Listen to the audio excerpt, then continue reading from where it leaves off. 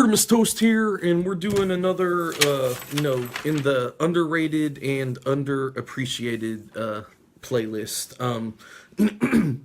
where I, give my thoughts on a musician, that I feel is, under rated and underappreciated. I'm not stating that nobody knows who these artists are, but typically in conversations, regarding an instrument or, a songwriter, they don't come up as often as I feel they should, or those that are that have songs that everybody's heard, but they couldn't name the artist, things like that. Or just underrated and underappreciated musicians in the general sense. Past ones I did Chris Squire, the bassist for Yes. I also did the great Mark Knopfler of Dire Straits. You heard of him, but Mark Knopfler's name doesn't come up in the same conversation as Jimi Hendrix or Jimmy Page, that kind of thing. That's what this playlist is pertaining to. Today, I'm doing a singer-songwriter, Harry Nilsson. A lot of y'all may be like, what, who? But I'll put it like this. In the late 60s, I can't remember the exact date, when the Beatles started their label, Apple. They were doing some interview, and a reporter asked John Lennon who his favorite American artist was. He said Harry Nilsson. A similar question was asked of Paul, Sir Paul McCartney, and hey Paul, who's your favorite American band? The answer he gave was Harry Nilsson. It's all kinds of awesome if you're turning the head, or if you're being listened to by the likes of John Lennon and Sir Paul McCartney. I mean, come on now. And you hear things like that, and you tend to want to pay attention to whoever they're talking about's music, which I highly recommend doing. Harry Nilsson, American singer-songwriter, got his start in the late 60s. The first song that he was really known for was the song Everybody's Talking. Highly recommend looking for the song on the YouTubes, listening to it. It was heavily featured in the movie Midnight Cowboy, with Angelina Jolie's dad and Dustin Hoffman. Great movie in itself, but I get sidetracked. Great singer. Once again, not unfortunately, not recognized in that aspect with the names of like Art Garfunkel or Paul Simon or Freddie Mercury. He had a 3.5. He was a tenor singer with a 3.5 octave vocal range, which that's some like Adele stuff. Great vocalist. He was unusual in that he didn't tour.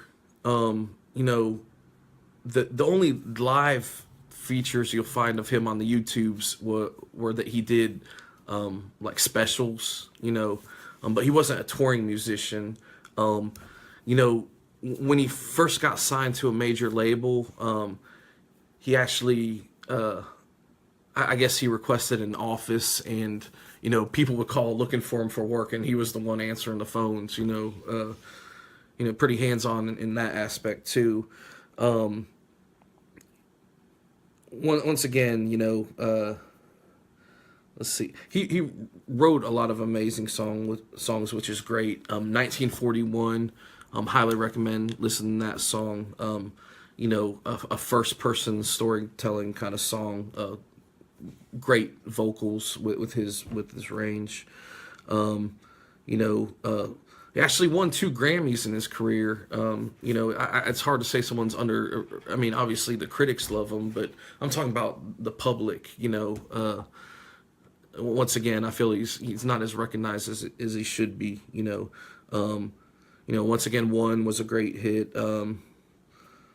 Without You, recommend looking up that song. You know, I can't feature clips of it, and you know, I can't sing, so I'm not going to try to sing it to you. But look these up, watch them on the YouTubes.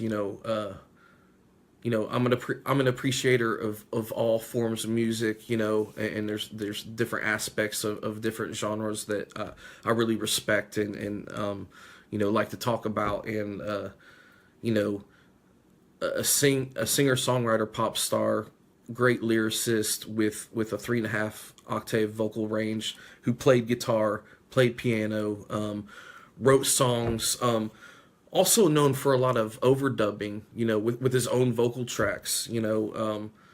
He built a wonderful layered sound, in a lot of songs. Another song that everybody's heard, don't realize who it is Put the Lime in the Coconut, which is actually Nilsson Schmilsson. This album is an All Kinds of Awesome album, trademark. I'd like to mention that as well. But his ability to go from songs, like singing a song like Without You, writing a song such as, Coconut, it kind of a calypso sound to it. Those two songs right there vary greatly, which is another All Kinds of Awesome thing. A pop artist, in the general sense, but, songs like, singing songs like Everybody's Talking, One, Without You, and then throwing in something like Coconut, that's pretty a great range within a genre. Another quick side note, One was actually made famous by the rock band Three Dog Night. They did a cover. They also did a cover of the song One, which many people probably heard that version. But yeah,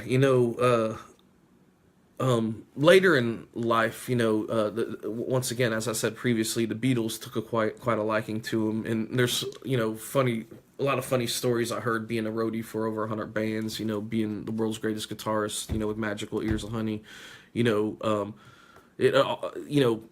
having that title has allowed me, to hear many stories from the road, and one of the ones that I heard quite often was post Beatles, John and Yoko Ono era stuff. Harry Nilsson and John Lennon used to hang out a lot, and apparently I heard they got thrown out of the Troubadour in L.A. for making fun of the Smothers Brothers or something because they were drunk. Which is, that's another. You take it how you'd like it, but being in the music industry and fans of the music industry, you gotta have great respect for, someone that was taken. And once again, and I'm in no way trying to demean, Harry Nilsson's work, which was absolutely brilliant as a singer-songwriter, but as a benchmark, as a recognizable phenomena that the Beatles are. From 2 years old to 200 years old, you mentioned the Beatles on every, all 7 continents. People know exactly who you're talking about. But to earn their respect, once again is, why I feel he's underrated and underappreciated by the rest of the music loving public, at myself at one point too. That's why I'm mentioning this. Once again, Harry Nilsson, All Kinds of Awesome singer and songwriter. who I feel is greatly underrated, underappreciated. Has a lot of songs out there that you probably heard. If you haven't, or to see if you have, I highly recommend it. 1941, One, Without You, Everybody's Talking, Coconut. And once again, check out Harry Nilsson, who I feel is underrated and underappreciated on the YouTubes. The songs that I mentioned, several times throughout this video.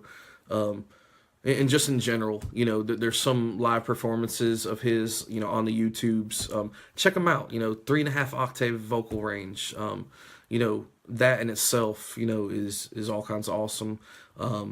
But Harry Nilsson, underrated, underappreciated. Artemus Toast out.